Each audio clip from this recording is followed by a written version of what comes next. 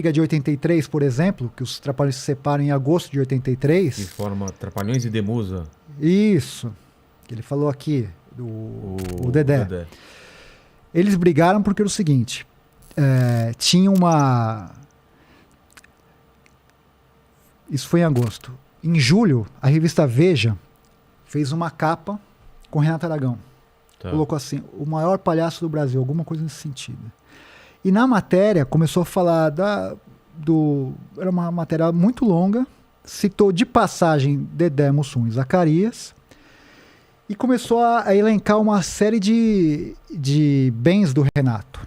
Por exemplo, a Granja Comari, que hoje a seleção brasileira treina, quem vendeu foi o Renato Aragão, era do Renato Aragão. Caramba! O Aragão ele comprou da família Gingli. E depois ele vendeu para CBF. Era dele.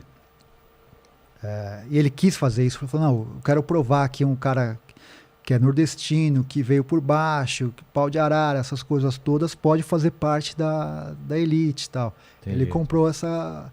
E aí começou na matéria. Falou, ele tem a Granja Comari, tem uma casa na... Sabe? O estúdio onde a Record não era dele? Era do... também? Ele consegue multiplicar o dinheiro. É incrível. Não Assim, é? o tino empresarial dele é fabuloso. O estúdio grande. Era RA. RA e virou Agora é da Record. Record, né? E aí, com essa matéria, que assim, foi o fator determinante dessa separação de Que é um 83... mérito dele, né? Ter ganho Total. muito dinheiro. O que pegou foi que os caras não estavam ganhando tanto dinheiro, é Então, isso? aí o que acontece? Os empresários, amigos do Dedé, Mussum e Zacarias, falaram, olha só, ele tá milionário. Vocês estão ricos, mas vocês não estão milionários. E começaram a fazer a cabeça deles. E, de fato, quando a gente fala da questão do Renato, dos 4 na Globo, ele tinha realmente o maior salário. Porque ele era o cara que era a estrela principal, apesar de que eu sempre falo que se ele não tivesse os outros 3, ele não seria ninguém. Ele mesmo diz assim, que ele não consegue fazer piada sozinho. Claro, precisa de Né? escada, Ele precisa. Então eu sempre enxergo aquilo como se fosse uma banda. Né? Eu faço sempre essa analogia com os Beatles, assim, sabe? De falar, os 4, um precisa do outro ali. E aí ele tinha o maior salário, os outros 3 tinham um bom salário, mas a questão que pegava era no cinema. Porque o Renato, ele bancava o filme, ele produzia, ele fazia o argumento, ele fazia tudo praticamente. A produtora era dele. Dele. E os outros 3, quando chegavam para fazer o filme, eles chegavam como atores. Eles recebiam um papel e faziam o papel deles lá ali e tal. E ganhavam cachê. E ganhavam cachê. Então era natural que o Renato ganhasse mais.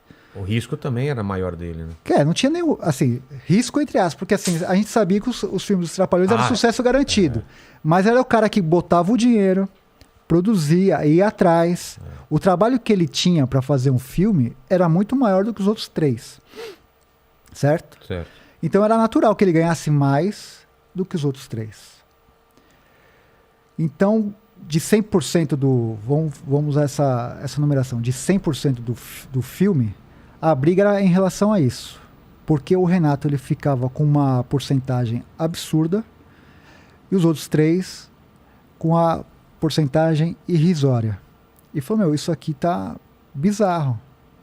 Que vocês estão recebendo. E dava muito dinheiro? Era muita diferença. Não, mas dava muito dinheiro? Dava muito dinheiro. Dava muito dinheiro. Se ele investia, sei lá, ele ganhava no mínimo 5 vezes mais, né? Porque os filmes dos Trapalhões eram um sucesso. Né? Ele fazia uma puta produção. Numa época que o cinema brasileiro, ele sustentava o cinema brasileiro. Muitos dos filmes, do lucro dos filmes dos Trapalhões, bancavam produções de Glauber Rocha, porque ia para a Embrafilme, repassavam para essas obras mais experimentais. Então ele teve uma importância fundamental, não só na memória afetiva das pessoas, mas na indústria cinematográfica brasileira. Faz sentido, cara. Porque esses caras todos que hoje são cults, como Glauber, Sganzella, enfim, esses ditos marginais, muito do que eles conseguiam viabilizar era em relação aos filmes dos Trapalhões, que uma parte ia para eles, né? E o Renato nunca foi de usar lei de incentivo, nada, ele fazia com o dinheiro do próprio bolso. né? O que também era uma coisa bem bacana. E os equipamentos que ele tinha era o que tinha de mais moderno. Ele contratava o melhor câmera, o melhor técnico de som. O cara foi para Marrocos, o cara fez tantas externas, tantos filmes legais. Então ele tinha uma produção enorme. E aí teve esse racha por causa dessa porcentagem de dinheiro. Muito influenciada por esses caras que circundavam o Dedé, Mussum e Zacarias. Então eles romperam. Que foi uma coisa que foi o seguinte, que o Renato nesse dia do rompimento, ele foi meio que traído. Ligaram para ele e falaram assim, Renato, vai ter uma coletiva de imprensa no Teatro Fênix. Ele falou, meu, coletiva de imprensa? Falei, vai ter lá, aparece lá tal, que vai ter um pronunciamento. Ele chega lá sem saber de nada. Daí senta numa mesa, tem até foto na internet disso. Fica os 4 numa mesa e fala, ó, a gente tá se separando. Ele toma um susto. Caramba. Ele tava para fazer o Trapalhão na Arca de Noé. Tá. Tava tipo, o roteiro tudo pronto, tal. Falou, pô, vou separar? Separaram.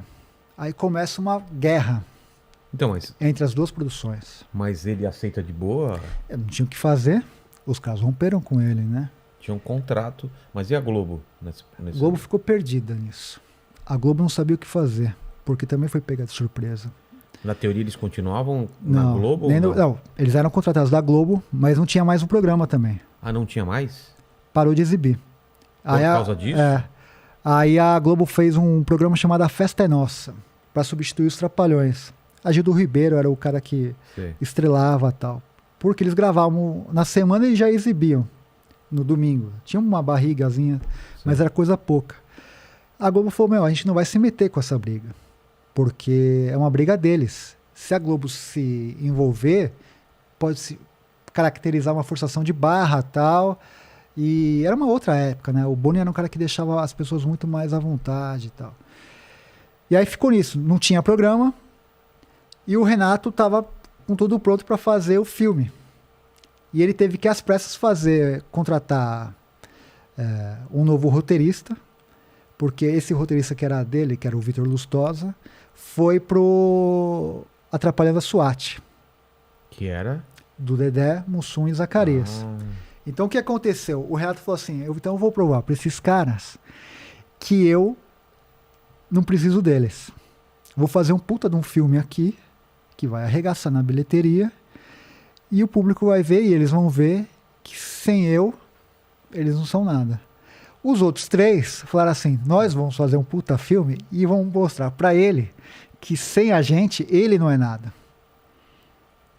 E aí começa, na mesma época, Atrapalhando a SWAT e o Atrapalhando a Arca de Noé na produção.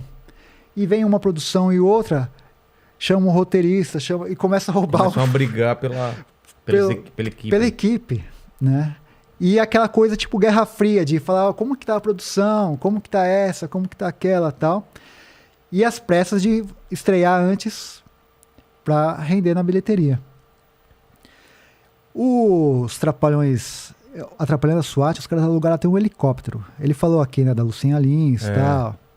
Os caras fizeram imagens... O filme é incrível, esse filme. E é marginalizado porque até hoje, assim, não conta na filmografia e tal. Você conta dos 3 e tal, mas é difícil você achar esse filme e até exibir. Às vezes o canal Brasil exibe esse filme.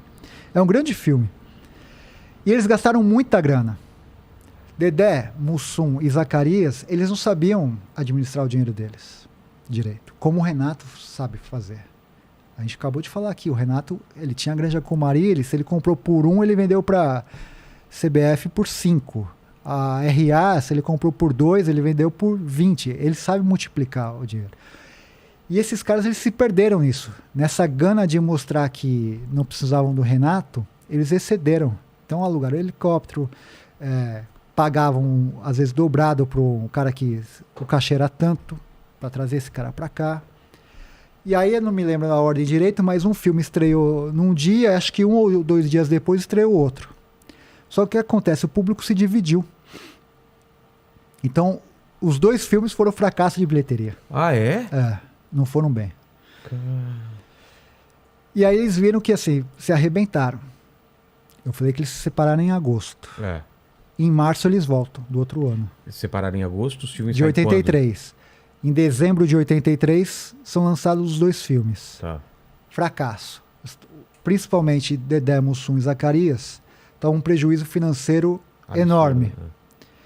Tanto é que, por muitos e muitos anos, eles tiveram que trabalhar para pagar essa dívida. Até porque eles foram passaram a perna deles, os contadores, tá? Teve muita gente, por conta dessa questão que eles de não saber administrar, eles perderam muito dinheiro. E aí, em março de 84, eles viram que assim, não estava dando certo, o dinheiro começou a cair, não tinha mais show, até tinha, mas assim, a força dos Trapalhões começou a diminuir, e o Beto Carreiro ligou para cada um dos 4, falou assim, ó, vem almoçar comigo tal dia, sem um saber do outro. Ó, vou te esperar aqui nesse restaurante às 8 horas na quarta-feira pra gente conversar. Fez isso com o Didi, fez isso com o Dedé, Mussum e Zacarias. Quando os 4 chegam quase ao mesmo tempo nesse restaurante, um olha pro outro e fala, meu, o que você armou pra gente? Fala, meu, esquece essa briga, não tá dando certo, vocês estão tomando um prejuízo, e não funciona sem os 4. Não tem programa, não vai ter filme, não vai ter nada, etc e tal. E aí eles conversam. Falando, o que está acontecendo? Eles fazem a exigência de aumentar a porcentagem dos lucros dos filmes, que eram X, e dobrou. E o Dedé fala, ó, eu quero a partir de agora começar a dirigir alguns filmes dos Trapalhões. E aí tem essa abertura e ele começa a dirigir. Então ele dirigiu A Filha dos Trapalhões e fez... Mágico de Oroz, acho que ele dividiu a direção e tal. Ele começa a ter uma abertura. Mas tem um racha ali. Né? E, assim, dessa briga em diante... Quando volta, não volta o igual. relacionamento deles já não era igual. Entendeu?